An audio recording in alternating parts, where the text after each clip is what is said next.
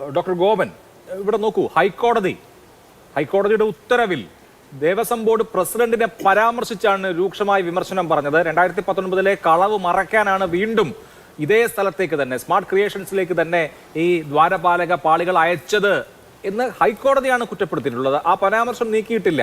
അങ്ങനെ ഇരിക്കുമ്പോഴും ദേവസ്വം ബോർഡ് പ്രസിഡന്റിന്റെ കാലാവധി ദീർഘിപ്പിക്കുന്നു എന്നാണ് ലഭ്യമാകുന്ന വിവരങ്ങൾ.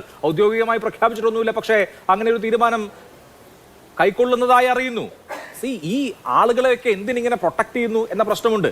ഒന്നാമത് ഹൈക്കോടതിയുടെ ഭാഗത്തു നിന്ന് ഗുരുതരമായി ഇങ്ങനെ ഒരു പരാമർശം വന്നാൽ ദേവസ്വം ബോർഡ് പ്രസിഡന്റിനെ ഒരു നിമിഷം വൈകാതെ അവിടെ നിന്ന് മാറ്റേണ്ടതാണ്. അതുണ്ടായില്ല എന്ന് മാത്രമല്ല, അതൊരു പാരിതോഷികം പോലെ കണക്കിലെടുത്ത് അദ്ദേഹത്തിന്റെ കാലാവധി കൂടി നീട്ടുകയാണെങ്കിൽ പിന്നെ നമ്മൾ എന്ത് വിചാരിക്കണം?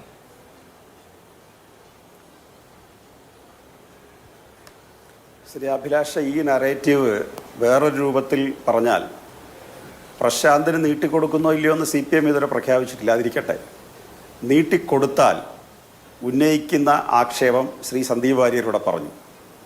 നീട്ടിയില്ലെങ്കിൽ പ്രശാന്ത് കുറ്റക്കാരനാണെന്ന് CPM കണ്ടെത്തിയിരിക്കുന്നു. അതുകൊണ്ട് പ്രശാന്തിനെ ഒഴിവാക്കുന്നു. അല്ല, അങ്ങനെ കാലാവധി കഴിഞ്ഞ എല്ലാ പ്രസിഡന്റുമാർക്കും പദവി നീട്ടിക്കൊടുക്കാറുണ്ടോ? അങ്ങനെ ഒരു നറേറ്റീവ് ഉണ്ടാവുമോ? അല്ല, ഞാൻ പറയട്ടെ, അവിടെ ദേവസ്വം ബോർഡിന് നീട്ടിക്കൊടുക്കാൻ ഇതുവരെ തീരുമാനിച്ചില്ല. കൊടുത്താൽ ഇപ്പോൾ അവിടെ മണ്ഡലകാലം ആരംഭിക്കുകയാണ്. അതെല്ലാവർക്കും അറിയാവുന്നതാണ്. ആ ഒരു ചർച്ചയിലേക്ക് നമ്മൾ പോയിട്ട് കാര്യമില്ല. അത് ഹൈപ്പോത്തിക്കേറ്റഡ് ആയിട്ടുള്ള ഒരു ഇഷ്യൂ ആണത്. അതിരിക്കട്ടെ. രണ്ടാമത് ഇവർ എന്തിനാണ് സന്ദീപ് വാര്യറും ശ്രീ ബഹുമാന്യനായ RV ബാബുവും നേരത്തെ ഇവർ രണ്ടുപേരും ഒരേ ആശയങ്ങൾ സംസാരിച്ച് നടന്നവർക്ക് ഇപ്പോഴും ആശയത്തിൽ വലിയ മാറ്റമില്ലെന്നുള്ളതാണ് ഈ യോജിപ്പിലൂടെ എനിക്ക് മനസ്സിലാവുന്നത്. കാരണം ഈ CBIയെ വിശ്വാസമാവുന്നത് എങ്ങനെയാണ്? CBI വിശ്വസിക്കത്തക്ക ഒരു ഏജൻസിയാണെന്ന് ആധികാരികമായിട്ട് തെളിയിക്കപ്പെട്ടുള്ള ഒന്നല്ല. കേന്ദ്ര ഗവൺമെൻറ്റിൻ്റെ ഇഷ്ടാനുസരങ്ങൾക്കനുസരിച്ച് റിപ്പോർട്ടുണ്ടാക്കി കൊടുക്കുന്ന ജോലിയാണ് CBI ചെയ്യുന്നത്. അപ്പോൾ നമ്മൾ ഇനി ഒരു പക്ഷേ കേരള ഹൈക്കോടതി CBI മതിയെന്ന് പറഞ്ഞെങ്കിലും ഞങ്ങളതിനെ സപ്പോർട്ട് ചെയ്യുമായിരുന്നു. കാരണം ഹൈക്കോടതിക്ക് വിട്ടുകൊടുത്തിരിക്കുകയാണ് പ്രശ്നം. ഹൈക്കോടതി CBI അന്വേഷണത്തിന് ഉത്തരവിട്ടാൽ അതിനെ ചെറുക്കുന്ന പ്രശ്നമില്ല. കോടതിയിൽ അതിനെതിരായിട്ട് വാദിക്കില്ല. കോടതി ഏത് നിർദ്ദേശമാണോ വയ്ക്കുന്നത്? കാരണം ഇവിടെ വളരെ കൃത്യമായി CPIMൻ്റെ നിരപരാധിത്വം, ഗവൺമെൻറ്റിന് ഈ കൊള്ളയ്ക്ക് കൂട്ടുനിൽക്കുന്ന സർക്കാരല്ല എന്നുള്ളത് തെളിയിക്കേണ്ട ബാധ്യത ഞങ്ങൾക്ക് പ്രധാനമായിട്ടുണ്ട്. അത് കേരളത്തിലെ ജനങ്ങൾ വിശ്വസിക്കില്ല. ഒരു കാരണവശാലും ഇടതുപക്ഷത്തിന് അതിൽ പങ്കുണ്ടെന്ന് കേരളത്തിലെ മഹാഭൂരിപക്ഷം ജനങ്ങൾ വിശ്വസിക്കില്ല. എന്നാലും അതൊരു നിയമത്തിൻ്റെ പ്രശ്നത്തിൽ മുമ്പിൽ വരുമ്പോൾ അങ്ങനെ ഒന്നും ഞങ്ങളുടെ ഭാഗത്തുനിന്ന് ഉണ്ടായിട്ടില്ല തെളിയിക്കേണ്ട ബാധ്യത ഞങ്ങളെ സംബന്ധിച്ചുണ്ടല്ലോ. അതുകൊണ്ട് CBI അന്വേഷണം വന്നു കഴിഞ്ഞാൽ അതിനെ എതിർക്കേണ്ടതില്ലെന്നാണ് CPIMൻ്റെ നിലപാട്. അപ്പം CBI വിശ്വസ്തമായ ഏജൻസി അല്ലെങ്കിലും അവരുടെ അന്വേഷണം വന്നാലും നമ്മൾ അതിനെ അനുകൂലിക്കും. പക്ഷേ ഇവരെടുക്കുന്ന നിലപാടെന്താ?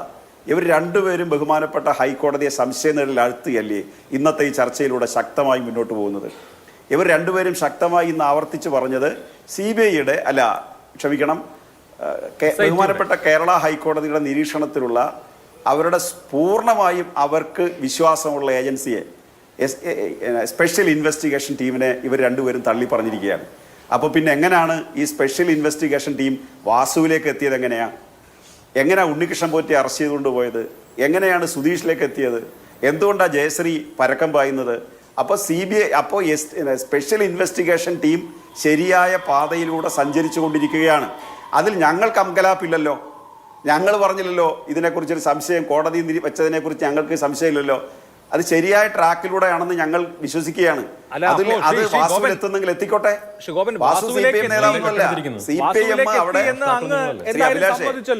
ഒരു കാര്യം, വാസുവിലേക്ക് എത്തി എന്ന് അങ്ങ് സമ്മതിച്ചല്ലോ. വാസുവിലേക്ക് എത്തും അല്ല, ഞാൻ സമ്മതിക്കുന്നുള്ളതല്ല, അങ്ങനെ വ്യാഖ്യാനിക്കാതെ അഭിലാഷേ. അല്ല, വാസുവിലേക്ക് സമ്മതിക്കാൻ.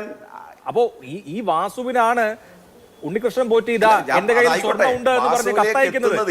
ഏത് സ്വർണ്ണം പോലും ചോദിച്ചിട്ടില്ല. എന്നിട്ട് എന്ത് ചെയ്തു ഉണ്ണികൃഷ്ണൻ പോറ്റി ഈ സ്പോൺസർ ആയിട്ടുള്ള കക്ഷിക്ക് തന്നെ, ഗോവർദ്ധന് തന്നെ ഈ പറഞ്ഞ സ്വർണം വിറ്റ് കാശ് വാങ്ങിച്ചു. സ്പോൺസർഷിപ്പ് എന്ന പേരിൽ ഗോവർദ്ധന്റെ കയ്യിൽ നിന്ന് കാശ് വാങ്ങിച്ചു. ബാക്കിയുള്ള സ്വർണം എന്ന് പറഞ്ഞിട്ട് അയാൾക്ക് തന്നെ കൊടുത്ത് അയാളുടെ കയ്യിൽ നിന്ന് കാശ് വാങ്ങിച്ചു. ഇമ്മാതിരി കൃഷിയൊക്കെ നടത്താൻ വേണ്ടി ഉപകരണമായ ആളുകൾ എങ്ങനെയാണ് പിന്നെ അന്വേഷണം നേരിടാതെ തുടരുന്നത്? സ്വാഭാവികമാണ് അവരിലേക്ക് എത്തുക അന്വേഷണം. അഭിലാഷേ, ഉണ്ണികൃഷ്ണൻ പോറ്റി രംഗത്ത് വരുന്നത് ഏത് കഥാപാത്രമായിട്ടാണെന്നുള്ളത് ഓർമ്മയുണ്ടാവുമല്ലോ.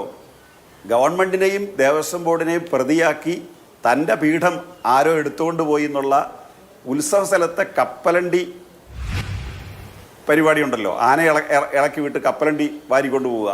ഇതേ പരിപാടി ചെയ്യാൻ ശ്രമിച്ച ആളാണ് ഉണ്ണികൃഷ്ണൻ പോറ്റി. ഉണ്ണികൃഷ്ണൻ പോറ്റി ആർക്ക് വേണ്ടി രംഗത്ത് വന്ന ആളാ? ഇടതുപക്ഷമായിട്ടോ ദേവസ്വം ബോർഡിലെ ആരുടെയെങ്കിലും ബിനാമിയായിട്ടോ ഏതെങ്കിലും തരത്തിൽ പ്രവർത്തിച്ചു കൊണ്ടിരുന്ന ഒരാളാണ് ഉണ്ണികൃഷ്ണൻ പോറ്റിയെങ്കിൽ അയ്യപ്പ സംഗമത്തിൻ്റെ തലേനാളുകളിൽ ഉണ്ണികൃഷ്ണൻ പോറ്റി ഗവൺമെൻറ്റിനെതിരായിട്ട് ആക്ഷേപം ഉന്നയിക്കുമോ? ദേവസ്വം ബോർഡിനെതിരായിട്ട് ആക്ഷേപം ഉന്നയിക്കുമോ? ഇപ്പോൾ അരിയാഹാരം കഴിക്കുന്ന എല്ലാവർക്കും അറിയാം ഉണ്ണികൃഷ്ണൻ പോറ്റിയെ ആരാണ് രംഗപ്രവേശം ചെയ്യിച്ചതെന്നുള്ളത്. അങ്ങനെയാണെങ്കിൽ ആ ഉണ്ണികൃഷ്ണൻ പോറ്റി ഇപ്പോൾ ജയിലിലുമാണ്. ഉണ്ണികൃഷ്ണൻ പോറ്റി അവിടുന്ന് ഇത് സമ്പത്ത് മോഷ്ടിച്ച് സ്വർണം മോഷ്ടിച്ച് അയാൾ പൈസയും കൈക്കലാക്കി എന്നുള്ളത് കേരളീയർക്കും SITക്കും ബഹുമാനപ്പെട്ട കോടതിക്കും എല്ലാവർക്കും വ്യക്തമാണ്. അതിനെ തുടർന്ന് ഉദ്യോഗസ്ഥർ വന്നതിൽ പ്രധാനപ്പെട്ട ഉദ്യോഗസ്ഥർ അവിടെ നേരത്തെ നിയമപരമായിട്ടല്ല മഹാഭൂരിപക്ഷ ഉദ്യോഗസ്ഥരും പണ്ട് കാലത്ത് ദേവസ്വം ബോർഡിൽ കയറിയിട്ടുള്ളത്. ദേവസ്വം ബോർഡിൻ്റെ ഇഷ്ടക്കാരെ അവിടെ എടുക്കുകയായിരുന്നു. അതിന് വിപരീതമായി ഒരു സമീപനം കൊണ്ടുവന്ന് അത് PSCക്ക് തുല്യമാക്കിയത് ഇടതുപക്ഷ സർക്കാരുകളാണ്. അവിടെ അഴിമതി നടക്കാൻ പാടില്ല എന്ന് ഞങ്ങൾക്ക് കടുത്ത വാശിയുണ്ട്. ശബരിമലയിലെ ലക്ഷക്കണക്കിന് രൂപയുടെ വരുമാനം അല്ലെങ്കിൽ കോടികളുടെ വരുമാനം ഒരു തരത്തിലും മിസ്യൂസ് ചെയ്യാൻ പാടില്ല എന്ന് ഞങ്ങൾക്ക് ശക്തമായ വാശിയുണ്ട്. ഞങ്ങൾ ഭരണതലത്തിൽ ശക്തമായ വാശി ഉണ്ടെങ്കിൽ അതുകൊണ്ട് ഞങ്ങൾക്ക് വാശിയുണ്ട്. ഇപ്പോഴും കട്ടിളപ്പാളി കേസിലും ഉണ്ണികൃഷ്ണൻ പോറ്റിയെ പ്രതിയാക്കിയിട്ടുണ്ട്. നോക്കൂ, ദ്വാരപാലക ശില്പം, വാതിൽ, കട്ടിളപ്പടി, എന്തൊക്കെയാണ് അവിടെ നടന്നിട്ടുള്ളത് എന്നറിയാമല്ലോ. 3 ദേവസ്വം ബോർഡ് പ്രസിഡന്റുമാർ, പത്മകുമാർ, വാസു, ഇപ്പോഴത്തെ PS പ്രശാന്ത്, നിങ്ങൾ പൊളിറ്റിക്കലി നോമിനേറ്റ് ചെയ്ത നിങ്ങളുടെ നോമിനികളായി അവിടെ ഇരുന്ന ബോർഡ് പ്രസിഡന്റുമാരും ബോർഡ് അംഗങ്ങളും ഉള്ളപ്പോൾ ആണ് ഈ മോഷണം നടന്നിട്ടുള്ളത്. എന്നിട്ട് ഞങ്ങൾക്ക് വാശിയുണ്ട് അവിടെ കളവ് നടക്കരുത് എന്ന് അങ്ങ് ആവർത്തിച്ച് പറയാണ്. ഇതിന്റെ കോൺട്രാഡിക്ഷൻ ശരിക്കൊന്ന് ആലോചിച്ച് നോക്കിയേ.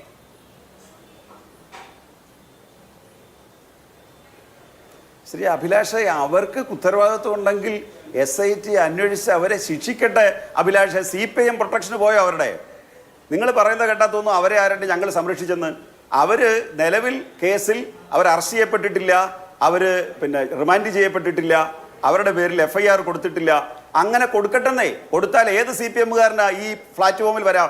ഞാനും വരും, മറ്റുള്ളവരും വരും. ആരാ അവരെ സംരക്ഷിക്കാൻ പോന്നേ?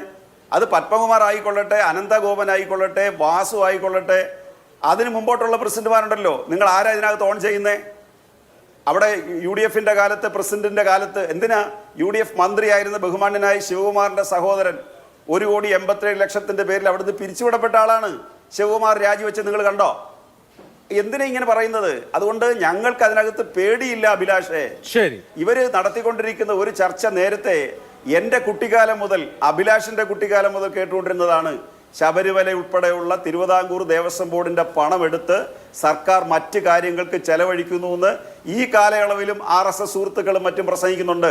എത്ര പച്ച കള്ളം പറഞ്ഞിട്ടാണ് കേരളത്തിൽ ഹിന്ദു ധ്രുവീകരണത്തിന് വേണ്ടി, വിശ്വാസ ധ്രുവീകരണത്തിന് വേണ്ടി ഇവരൊരു നുണ പറഞ്ഞത്.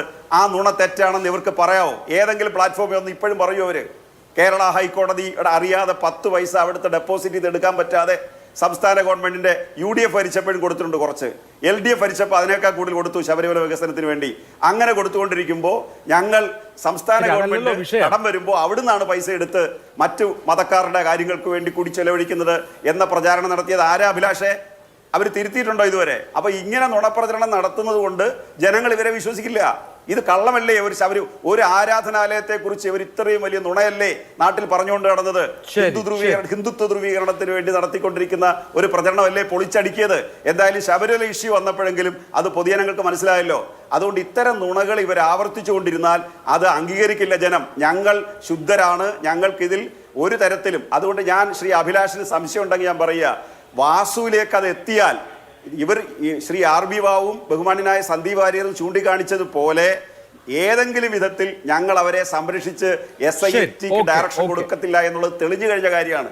ഇനി എവർ പറഞ്ഞാൽ ജനങ്ങൾ വിശ്വസിക്കുമോ? SITയെ ഡയറക്ട് ചെയ്യുന്നു അല്ലെങ്കിൽ കോടതി വിശ്വസിക്കുമോ?